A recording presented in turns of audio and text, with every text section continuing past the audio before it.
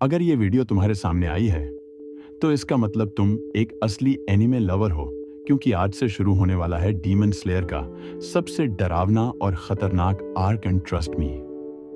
अगर तुमने इस वीडियो को आखिर तक देख लिया तो स्पाइडर डीमन फैमिली का वो सीक्रेट जान जाओगे जिसने पूरे फैंडम को हिला दिया था। तो बिना स्किप किए वीडियो को आखिर तक जरूर देखना, क्योंकि आगे जो होने वाला है वो तंजीरों की अब तक की सबसे डेंजरस फाइट बनने वाला है।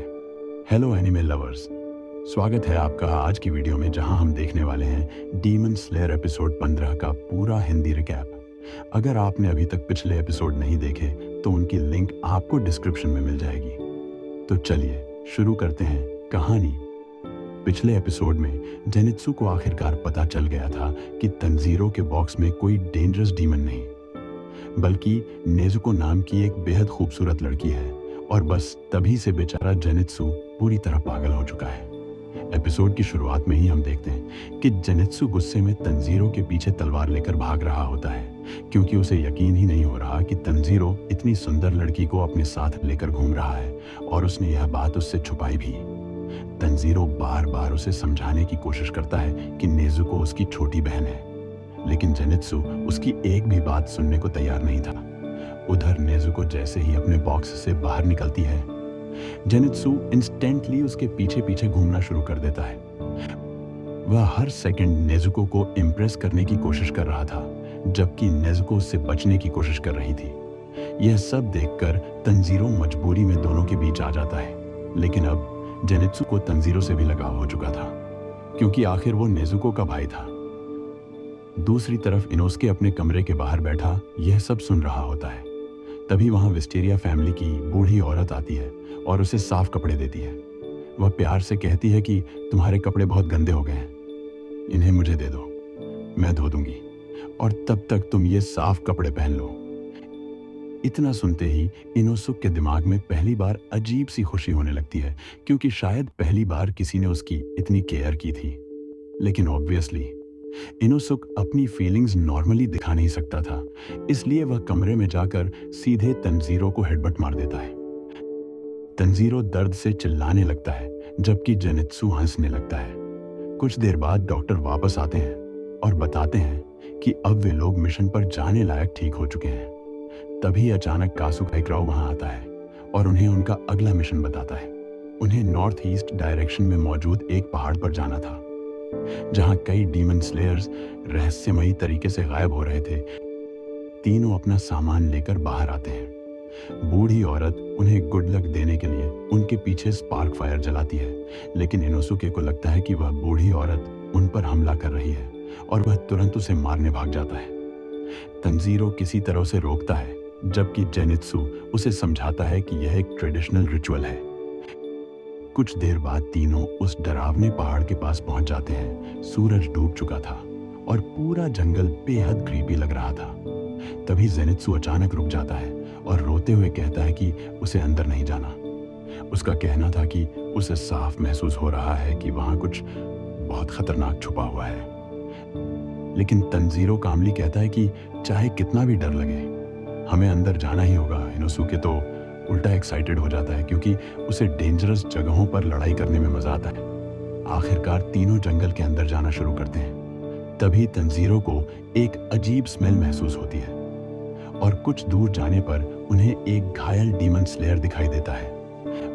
वह बुरी तरह कांप रहा था और मदद की भीख मांग रहा था। जैसे ही वे लोग उसकी मदद करने की कोशिश करते हैं, अचानक उसकी पीठ से जुड़े धागे उसे हवा में ऊपर खींच लेते हैं। वह डर के मारे चिल्लाने लगता है कि मुझे बचा लो, ये धागे मुझे मार देंगे। और अगले ही पल वह अंधेरे में गायब हो जाता है। यह देखकर पहली बार तंजीरो के हाथ कांपने लगते हैं, क्योंकि उसे एक बहुत डेंजरस डीमन की स्मेल आने लगी थी। लेकिन फिर भी वह हिम्मत करके आगे बढ़ता है। थोड़ा अंदर जाने पर वे लोग देखते हैं कि पूरा जंगल मकड़ियों के जालों से भरा हुआ है। हर तरफ सफेद जाले, अजीब आवाजें और डरावना माहौल था।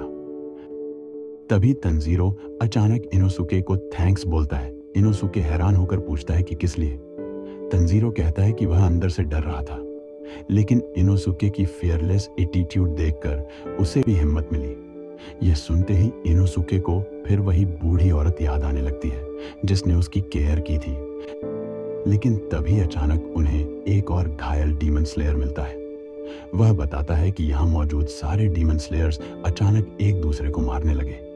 उसका कहना था कि यहाँ कोई बहुत पावरफुल डीमन मौजूद है और शायद हाशिरा लेवल फाइटर्स को भेजना चाहिए था। इतना सुनते ही इनोस के गुस्से में उसे पंच मार देता है और कहता है कि वह किसी भी हाशिरा से ज्यादा स्ट्रांग है।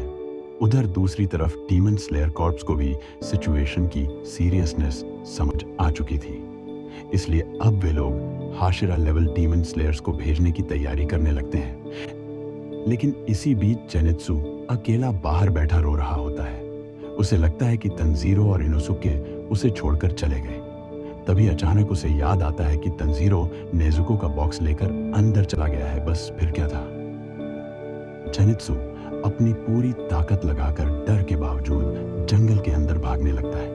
उधर तंजीरो और इनोसुके अचानक कुछ आवाजें सुनते हैं और अगले ही पल कई डीमन स्लेयर्स अजीब तरीके से उनके सामने आने लगते हैं। उनके शरीर ऐसे मूव कर रहे थे जैसे कोई उन्हें पपेट की तरह कंट्रोल कर रहा हो। तंजीरो तुरंत समझ जाता है कि कोई डीमन स्ट्रिंग्स की मदद से इन लोगों को कंट्रोल कर रहा है। इनोसुके उन पर हमला करने ही वाला था, लेकिन तंजीरो उसे रोक देता है क्योंकि वे लोग अभी भी जिंदा थे। फिर तंजीरो नोटिस करता है कि उन डीमन स्लेयर्स की पीठ से स्पाइडर वेब जैसे धागे जुड़े हुए हैं। वह अपनी तलवार से उन धागों को काट देता है और तभी उन्हें समझ आता है कि पूरा जंगल जायंट स्पाइडर वेब्स से कंट्रोल हो रहा है। तभी अचानक ऊपर पेड़ों के बीच एक क्रीपी व्हाइट डीमन दिखाई देता है। उसका पूरा शरीर मकड़ी जैसा था। वह डरावनी आवाज में कहता है कि मैं अपनी फैमिली को किसी से हर्ट नहीं होने दूंगा। अब तंजीरो समझ चुका था कि यह कोई नॉर्मल डीमन नहीं बल्कि पूरी स्पाइडर डीमन फैमिली है। इनोसुके तुरंत अपनी बीस्ट ब्रीदिंग टेक्निक इस्तेमाल करता है और अपनी सेंसेस से उस फीमेल डीमन को ढूंढ लेता है जो सबको कंट्रोल कर रही थी। लेकिन उन्हें बिल्कुल अंदाजा नहीं था कि असली डर अभी शुरू हुआ है। और इसी टेरिफाइंग मोमेंट के साथ एपिसोड खत्म हो जाता है। तो दोस्तों, अगले एपिसोड में हमें स्पाइडर डीमन फैमिली की असली ताकत देखने को मिलेगी और तंजीरो की जिंदगी की सबसे डेंजरस बैटल्स में से एक शुरू होने वाली है। अगर वीडियो पसंद आई हो तो लाइक जरूर करना, अपने दोस्तों के साथ शेयर करना और चैनल को सब्सक्राइब करके बेल आइकन दबाना मत भूलना।